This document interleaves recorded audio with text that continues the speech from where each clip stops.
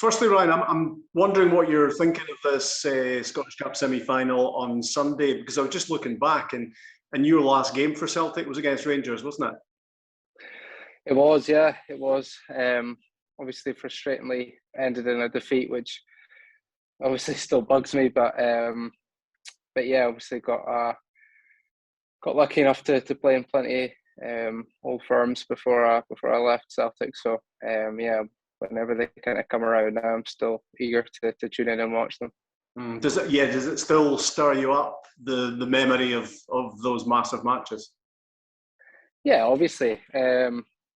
And then everybody around you, obviously, it's the first question they ask when it's on is, what it's like to play in them, and how good is the atmosphere. And you always just tell them how amazing an occasion it is, and how much it's kind of built up around the whole of the country whenever it's on. So obviously still looking on from afar, supporting them, my kind of old teammates and old pals. What do you make of Celtic now?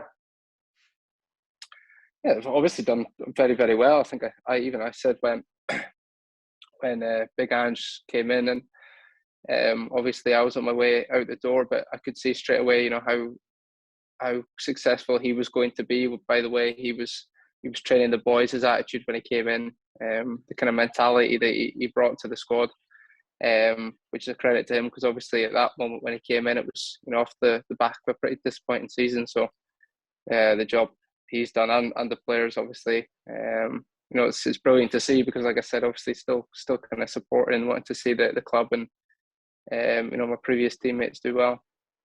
It's quite incredible the impact he's had, isn't it? Because when he was appointed, I mean, the talk had been all about Eddie Howe for so long, and then suddenly this Ange Postecoglou appeared on the horizon, and probably most of us hadn't really heard of him. Yeah.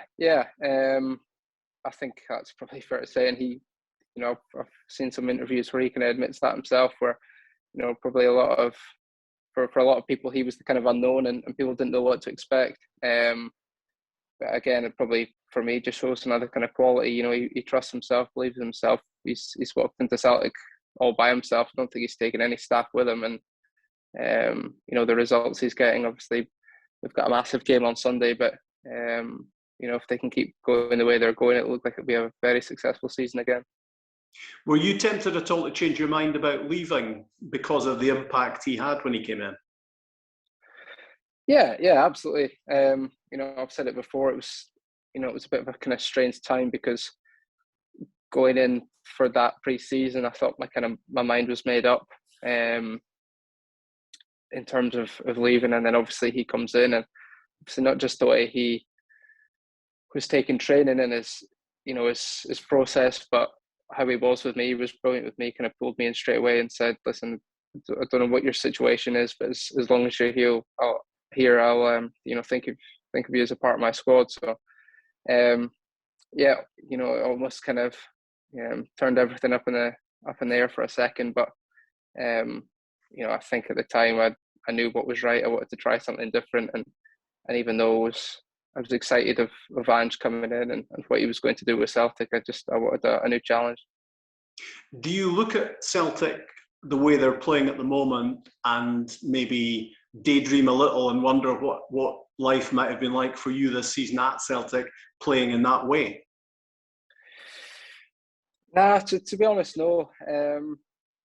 Like I said, of course, I'm always kind of keeping an eye out and wanting them to do well, but they've done well because of the new players that they've brought in, and the signings they've made that have done so well. I've been kind of far too concentrated on the job down here, which is hopefully getting promotion with Bournemouth, which is obviously the main reason I came down here. You got a bit of stick, didn't you, when you left Celtic? What was that all about, did you think? I honestly didn't really read into it that much. I think it was probably more the people around me that kind of read into it a bit. But I kind of learned after all my kind of years at playing for Celtic that you don't really tend to read the newspapers that often. It's a bad route to go down. So it didn't really affect me in any way. I knew in my head that the decision I made was right. And I got that feeling even after kind of a couple of weeks of being down here and stepping in the door at Bournemouth. I felt like I'd made the right decision, and as soon as I had that feeling, just kind of took it step by step from there. I think the criticism and the doubters probably stemmed from leaving a club where you're playing in front of 60,000 every week and playing in the Champions League qualifiers and all that sort of stuff, and going to a club like Bournemouth, of whom maybe we're a bit ignorant about the size of Bournemouth and obviously the scope and the potential about Bournemouth. Yeah. That's obviously one of the things that I had to kind of weigh up in my head as well. And it was an amazing experience for me playing at Celtic Park and being part of these European nights, and it's experiences that I'll remember for the rest of my life. But at the same time, it was a part of my career. At the time, my career, I hadn't kind of. It wasn't like I was a young boy anymore. I was kind of hitting 26, 27. I thought, if I want to have a go down in England, which I really wanted to do, try something different, I think it had to be that time. And then obviously, like you said, from the outside looking in, it's easy for people to look at Bournemouth as, you look at the stadium stuff and think it's a much smaller stature of club. But after speaking to everybody around the club, I realised how kind of big the ambitions were for the club. Obviously, when I was, in my kind of main years coming up, young 20s, I remember Bournemouth being in the Premier League, and everybody at the club wanted to get them back there. So, I wanted to be part of that movement. So maybe it was a good time for you to refresh. And looking back, it was Celtic needed a refresh as well.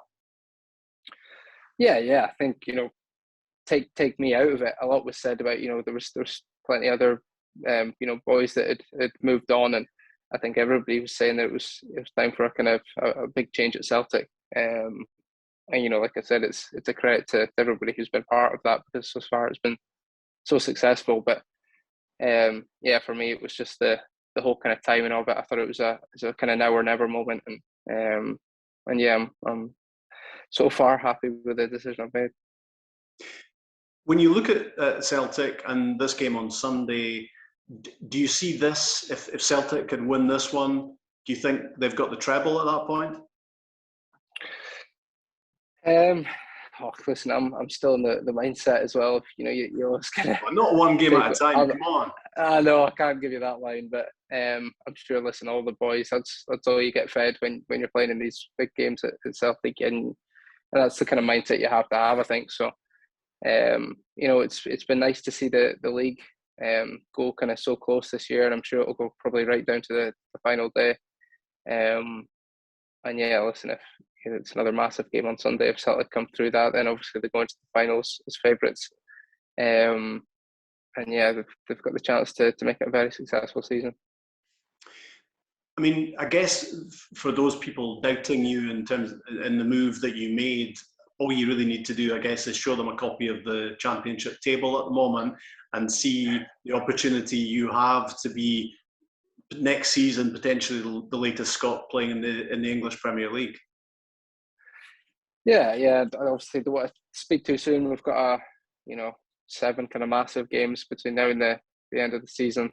But it's exciting for me. Obviously, it's exciting because it's it's new. It's new to me. I've never been part of this league, but I've especially never been part of a run-in like this to try and gain promotion. So I'm kind of enjoying every second of it.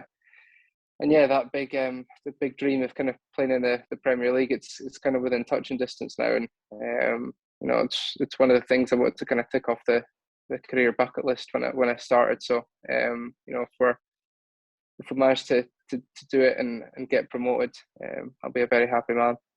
You mentioned 7 games to go. You've got a Friday night game at home to Middlesbrough, who are one of quite a lot of teams scrapping for a playoff place at the moment. And when you look at the table, you kind of realise how competitive it is. Fulham have got a bit of a cushion at the top, and yourselves are second, and of course second is automatic promotion. But you're going to come up against teams who've still got a hell of a lot to play for. So I think I can understand what you're saying in that you would be taking nothing for granted at this stage. You still you've got a bit to do. Yeah, that's exactly it.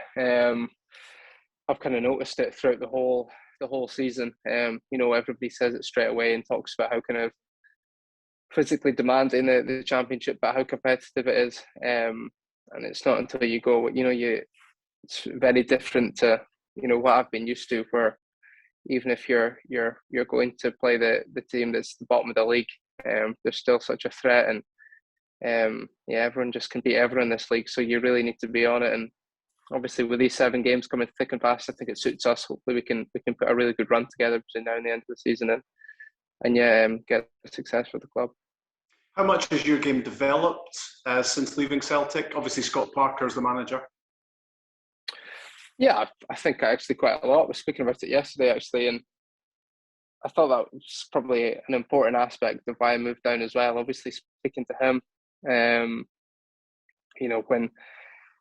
you're wanting to look at all these extra little bits to make up your mind, speaking to him was amazing. And obviously, it's one thing for him to say it, but then obviously I come down and see it firsthand and watch him training every day and taking us. And I've learned so much. Obviously, he was a fantastic player, but he probably doesn't have the credit he deserves yet as a manager, because his kind of process of the whole thing and the ideas he comes with every day in training has been superb so far. And the kind of proof's in the pudding with that. Again, you don't want to speak too early, but if we can make a really successful season, then it'll be mostly down to him. So we're hoping that we do just that.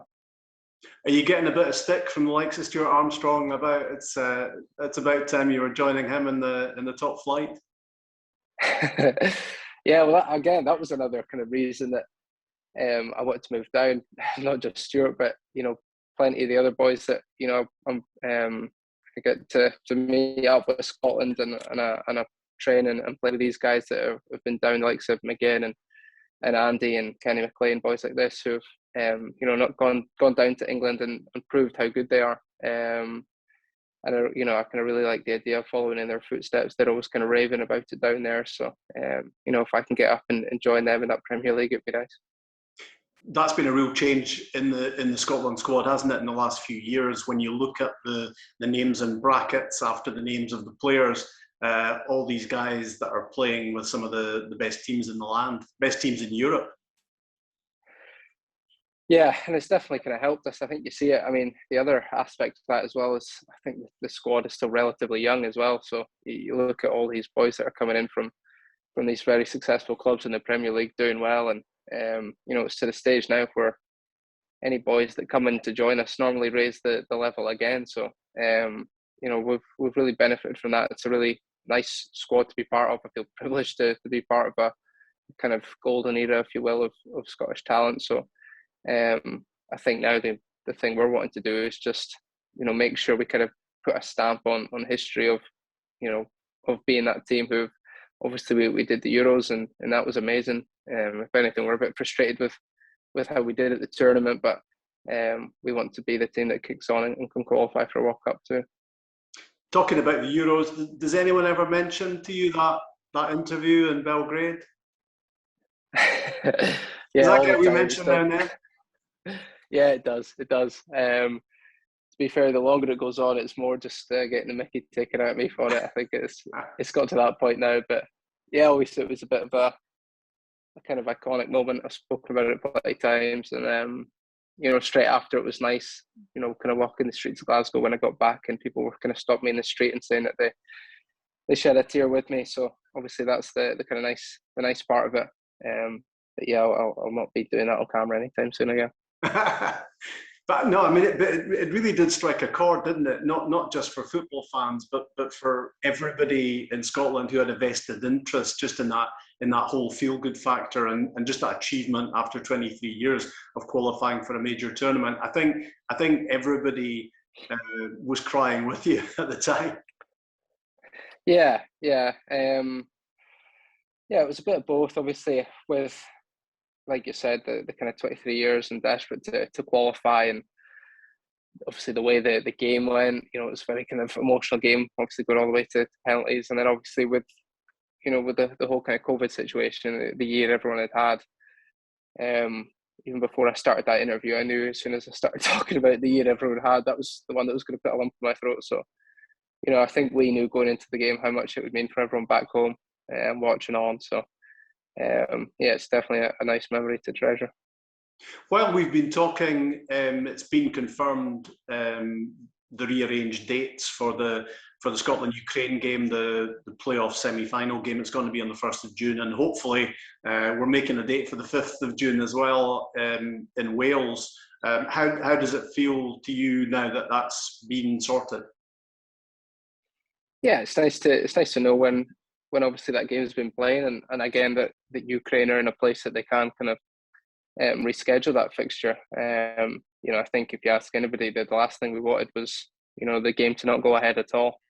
So it's exciting for us. It's a game at Hampden. The last camp there was a bit. I think we're just itching for a competitive match. It wasn't really the same, the kind of two friendlies, albeit we got some very good work in as a squad. So yeah, I think everybody now just looking at that day will be chomping at the bit for it to come round and be playing at Hampden again. The last few games at Hampden have been incredible, haven't they? The competitive games, I mean, even the friendly games had a good crowd, good atmosphere about them as well, and obviously raised a lot of the Scotland-Poland match raised $500,000 for the UNICEF appeal for the children in Ukraine, so that was a fantastic thing. But the whole feel-good factor around Scotland at the moment is amazing, and you must tingle at the thought of running out again at Hampden, especially in a match of that magnitude where you're 2 games away potentially from the World Cup. Yeah, that's exactly it. I think it's been a pretty long journey since the gaffers come in, but this kind of last 18 months, you think of the games at Hampden and the kind of the Israel game, the Denmark game. You're spot on. The buzz about the country and the football in the country seems to be peaking right now. So it's a great time to kind of be riding that wave, and lucky enough I'm part of the squad to get to play in it. So I'm very fortunate. Obviously going into that massive game against Ukraine, that's the kind of energy we want to be bringing to it. I think that's why we're also delighted that the game was at Hampden with hopefully 50,000 of the Tartan army cheering us on. It's 8 games unbeaten. It could have been 8 straight wins, really, given that horrendous penalty decision in the first of the friendlies, and then Scotland could so easily have won that second game as well. I'm not sure results matter that much in friendlies, but it's a great 8-game unbeaten run in any case, isn't it? Yeah, absolutely. And again, like I said, even though it wasn't competitive games in March, it was just the friendlies, but we wanted to keep that run going. I think the gaffer said that going into both games, if you're not going to win it, don't get beat, and we can keep this kind of momentum pushing on. We'll probably look at both games. I think we should have won both of them, but again, when the competitive edge is there, we probably see both of those games out. So it was a good camp. I think the manager wanted to just touch on a few different things to get us fully prepared for the summer, and now everybody obviously goes back to the club, tries to end the season well, stay injury free, and look ahead to the 1st of June. How would you describe the Stevie Clarke factor? What is it he's got? What is it he's done? There's probably there's plenty of elements to it. Since he's come in, he's come kind of 100% with his ideas and the way he wants us to play. With that kind of formation, we've got down to that kind of fine art now. Everybody knows their jobs. It doesn't matter who the starting 11 is. They know what jobs you have and what position of the park when you come in. So first and foremost, that's probably something I don't think we had before. And then again, probably just the closeness of the squad. He's done very well to kind of keep a spine of the similar players in the camps for probably 2.5 years now. So that's definitely helped, and you can tell when you meet up every single time all the boys see each other, there's a buzz on everybody's faces that we're back training together again, and we have the chance again to go and make some special memories, and I'm sure it'll be the same in the summer. This could be a great couple of months for you, couldn't it? If Bournemouth can get the job done, seal automatic promotion. You'll hope it doesn't come to the playoffs. You'll hope you can stay in those top 2 spots, and then all the Scotland games in June. It's going to be a really busy spell, but it could be a glorious spell, couldn't it? Yeah, definitely. Don't get me too excited. But yeah, of course. This is when over the last couple of weeks, you take a step back and you think, this is a real chance to, to have some big moments in my kind of career. So that's obviously the drive factor. And, you just kind of keep reminding yourself that it, how an exciting time it is. When I was younger, I would have bitten your hand off to be in the position I'm on now, to get to play in these kind of exciting games and in this running. So, you look at it as excitement, and hopefully, you can get the job done for first the club and then hopefully country.